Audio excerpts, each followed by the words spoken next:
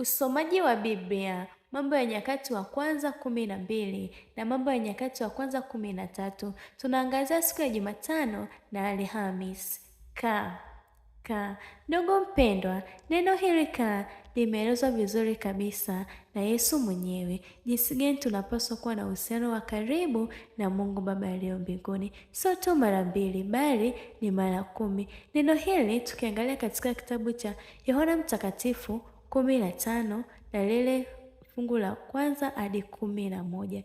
Yesu anatuambia nini? Mimi ndimi mzabibu wa kweli na Baba yangu ndiye mkulima. Kila tawi ndani yangu lisilozaa uliondoa, na kila tawi lizaalo ulisifia ili lizidi kuzaa. Tunaendelea zaidi kabisa mpaka huko 11. Tunaona jinsi gani Mungu anavyotusisitiza, na zaidi ya yote kukaa ndani ya Yesu ni kuishi katika uhusiano naye siku zote katika maisha yetu na kufanya yale ambayo yanampendeza Mungu.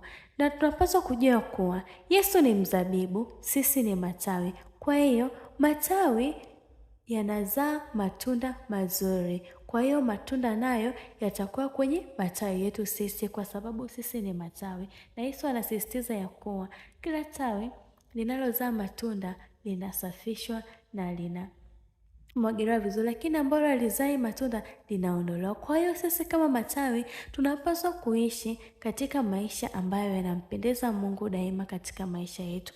Na tunaweza kukaje na Mungu? Tunaweza kukaa miguuni pake kwa kujua neno la Mungu, kulisoma, na tunapaswa kukaa juu yake kwa maombi, kulisoma neno lake kama nilivyosema, kumshukuru, kumsifu Mungu na kueleza mahitaji yetu kwake daima. Kwa mpendwa, pia tunapaswa kutambua ya kuwa tunaweza kukaa miguuni pake kwa kushiriki upendo kwa wengine. Wanahitaji upendo wetu watu wengi, tunapaswa kuwaonyesha. Zaidi ya yote tunapaswa kujishikamanisha zaidi kwa Yesu, maana tunazaa matunda ili kumletea utukufu nani? Kumletea utukufu Mungu. Na zaidi ya yote tunapozishika amri zake ambazo ni onyesho la tabia yake nzuri ya upendo, sio ule ubinafsi. Kwa hiyo mpendwa, ndani ya Kristo tunapaswa kuzishika amri zake na kuishi kwa kushika neno lake na upendo wake, sio binafsi. Mpendwa, tunapaswa kukaa ndani ya Kristo kwa kufanya nini? Kwa kuomba, kwa kulisoma neno lake, kumshukuru, kumsifu Mungu na kuelewa na kueleza mahitaji yetu daima katika maisha yetu. Utomvu. Hapa tunapaswa kutambua ya kuwa Roho Mtakatifu ni msaidizi anayetuongoza katika mambo yote ya hapa duniani. Bila yeye ni kazi za Roho Mtakatifu ni zawadi kutoka kwa Mungu ambayo Yesu alituombea kwa Mungu atusaidie katika mambo yetu, maana sisi wenyewe hatuwezi mpendwa. Kwa hiyo kumfuata Mungu tunaweza kuona kuwa ni matatizo sana, au tunaweza kuona ni mzigo mkubwa kwetu, lakini tunapomfuata Yesu tunaweza kuishi ndani yake na tukafanya yale ambayo yanampendeza Mungu katika maisha yetu ya kila siku.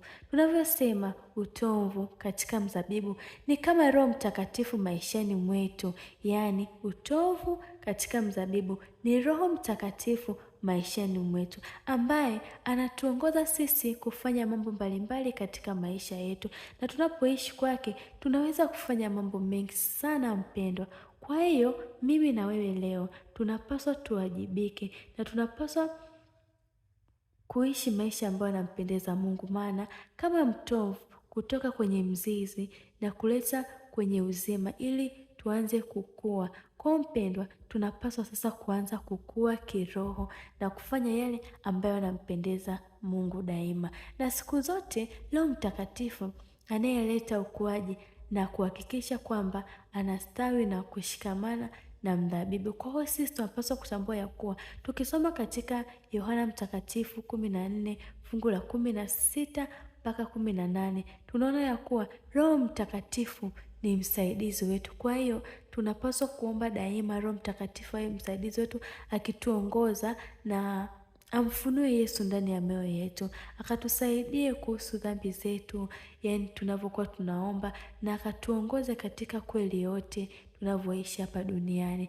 Bila Yesu ni kazi bure sana. Nakumbuka sasa hivi tunaangazia katika uhusiano wetu na Mungu upo vipi mpendwa. Hebu tukajishikamanishe ndani ya Kristo, maana dini iliyo safi isiyo nataka mbele za Mungu Baba ni kwenda kuwaona wahitaji. Kwa kama tunaenda kuwaona wahitaji, tunapaswa kwanza kuwa na uhusiano mzuri ili sasa tukaweze kuwaona wale wahitaji na wale wahitaji wakafurahie uwepo wetu sisi pale tulipoenda, maana tayari tumekaa ndani ya Mungu, tayari mahali zetu tunazijua, tumenyenyekea, tumekemewa na sasa tupo tayari kuifanya kazi ya Mungu. Hapo sasa tunaweza kusema ya kuwa Roho Mtakatifu yupo pamoja na sisi kama kiongozi wetu katika maisha yetu. Nawapenda sana, endeleeni kuwa pamoja na mimi.